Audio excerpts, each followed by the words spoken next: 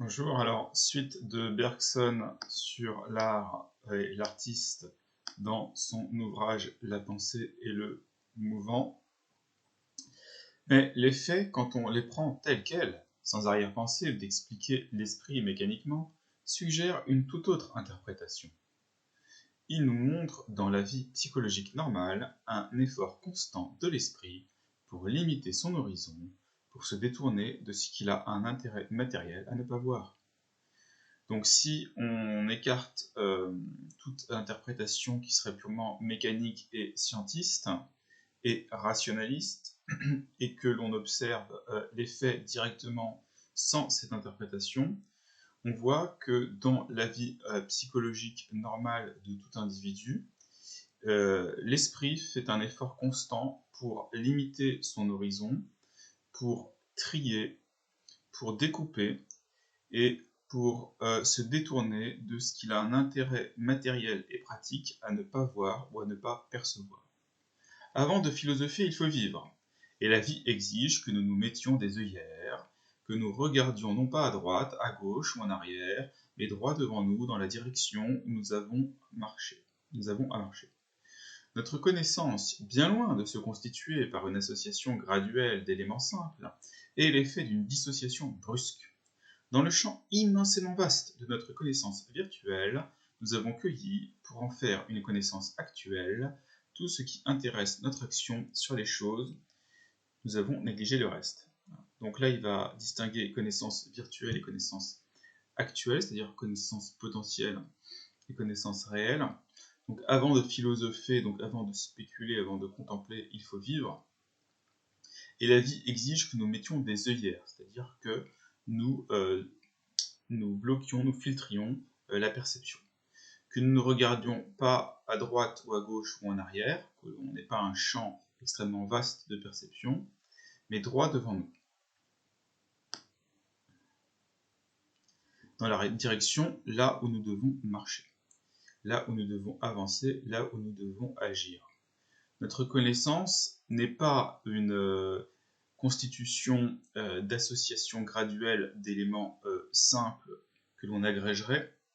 C'est plutôt l'inverse, c'est l'effet d'une dissociation brusque dans un champ immensément vaste de notre connaissance virtuelle, c'est-à-dire de notre perception potentielle, de tout ce qui arrive à nos sens et à notre conscience, et il y a en fait une découpe qui se fait immédiatement. Nous avons cueilli, pour en faire une connaissance actuelle, réelle, tout ce qui intéresse notre action sur les choses, dans un point de vue pragmatique, et nous avons en fait écarté et négligé le reste. Donc maintenant il va nous parler de la mémoire et du souvenir. Le cerveau paraît avoir été construit en vue de ce travail de sélection. On le montrerait sans peine pour les opérations de la mémoire. Donc ce qu'il va nous dire maintenant sur la mémoire, donc le cerveau paraît avoir été construit en vue de ce travail de sélection. Donc l'organe en nous qui permet qu'il y ait un tri dans ce qui arrive à la conscience, à la pleine conscience, c'est le cerveau. Et cela pourrait se montrer pour les opérations de la mémoire. Le passé que l'on a enregistré se conserve nécessairement et automatiquement il survit entièrement et on peut à l'occasion le retrouver. Mais notre intérêt pratique est de l'écarter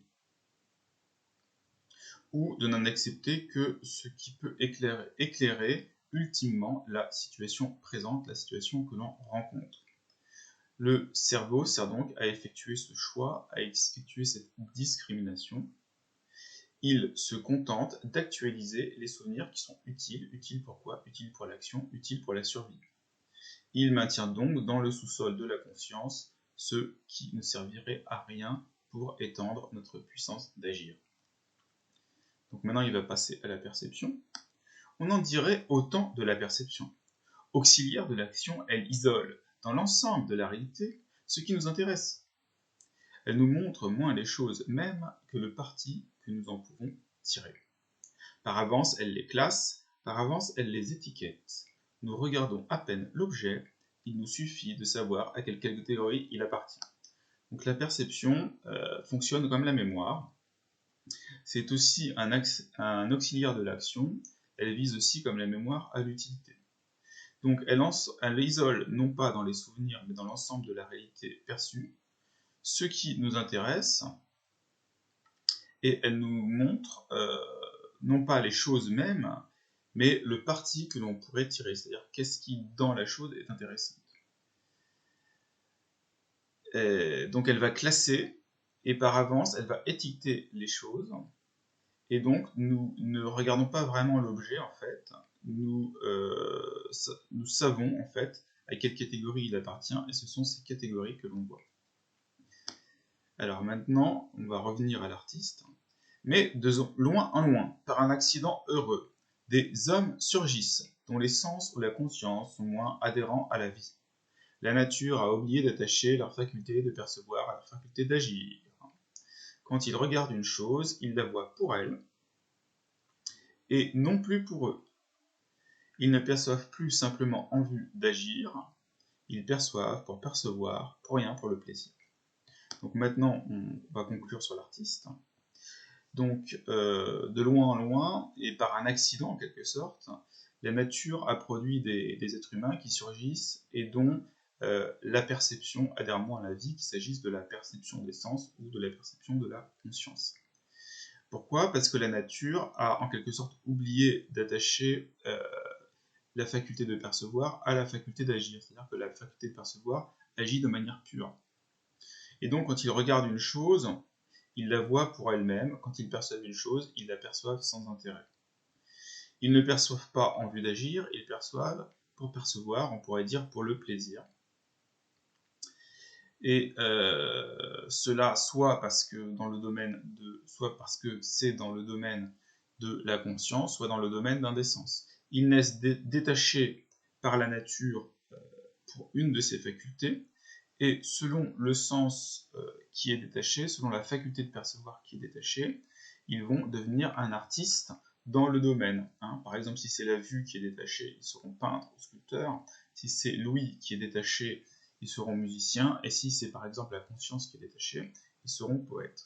Donc en conclusion, l'art, qu'est-ce que c'est? Eh bien, l'art a un rapport à la vérité essentielle. L'art, c'est une vision plus directe en fait de la réalité par rapport à notre vision habituelle. Et c'est parce que l'artiste songe moins à utiliser sa perception, parce qu'il n'est pas dans un rapport utilitariste à sa perception, qu'il perçoit un plus grand nombre de choses.